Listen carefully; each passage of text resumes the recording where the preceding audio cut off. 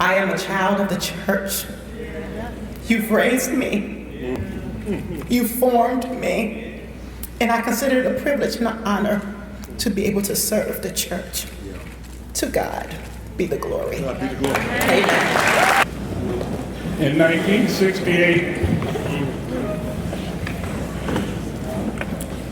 I was a little snotty-nosed kid playing around a United Methodist church. Didn't know anything about a United Methodist church. A layman by the name of George Bennett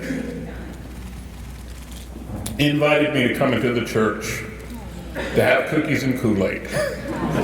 I had missed vacation Bible school. Talked to me and my brother, got permission to pick us up every day, and we started going to that little United Methodist church. At the end of that week, a group of people came from the church and they said, "We have a Methodist church camp, would you like to go?" Don't think I can afford to go to United Methodist church camp. They said, "No, we've got United Methodist women and United Methodist men," and they provided a scholarship. 1968, they made me camper of the week at Island Camp.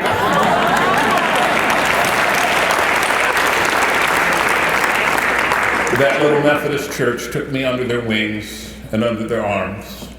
What you should know is that in 1968, it wasn't popular for white churches to invite little black boys to be a part of their congregation. That church loved on me, blessed me, and God called me to the glorious task of preaching the good news. I love the Methodist Church. If you ever hear me say anything bad about the Methodist Church, know that it's a lover's quarrel. I thank you and I bless you, and I am honored tonight. God bless you all. Thank you. Thanks be to God, whose love in Jesus Christ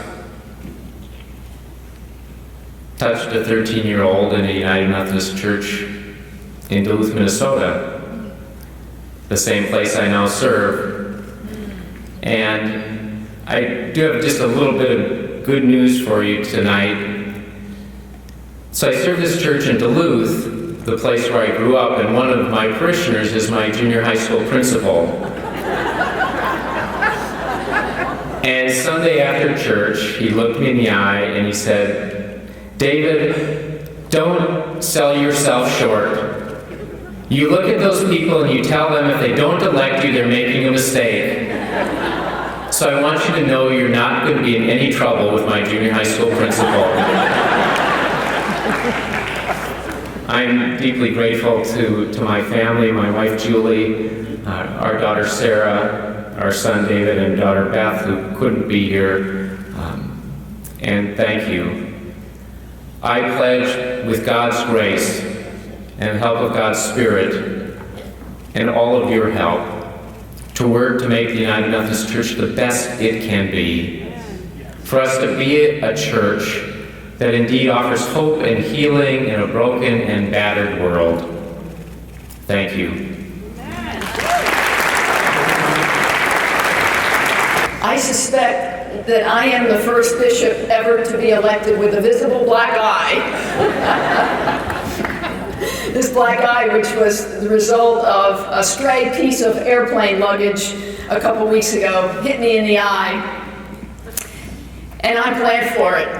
I'm glad for this black eye. I decided that I wasn't going to ever cover it up, because it reminds me that I offer myself and my ministry in utter transparency and honesty and vulnerability. It also reminds me of all the people in this world who live every day under oppression and injustice and evil. And the black eye also reminds me of those whose wounds are so deep that no one knows they exist.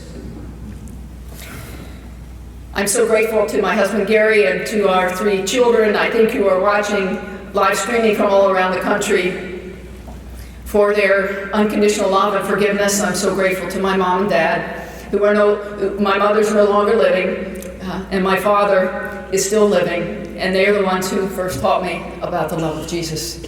And I will be forever grateful to them and ever mindful of how important it is for us to share God's love with our children.